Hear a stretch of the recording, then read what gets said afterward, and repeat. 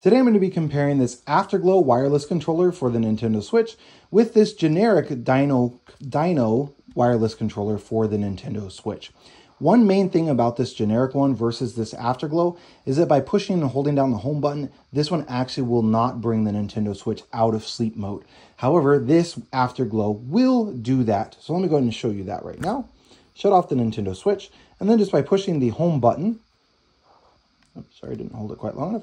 Okay, you can see that it woke that up, and then I just need to push the button 3 times to get it out. Whereas this one, you actually have to connect it after the Nintendo Switch is turned on. And you actually have to hold down the home button a considerable period of time to get this one to even start looking for the controller.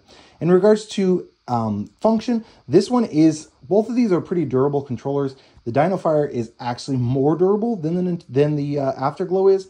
However, that's simply because of the plastic that it's made of. So this is made of a really hard plastic, whereas this one can be kind of brittle. I've actually broken this one. There's a broken piece here on the back. I won't say exactly how that one got thrown. I mean, how that happened on this Nintendo Switch controller.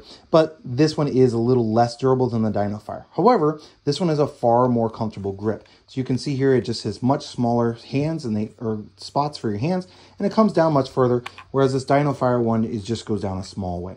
We purchased these specifically for my kids to use, so that way they were more durable. They didn't have any issues with this type of controller, breaking them, that sort of thing. And it does work properly.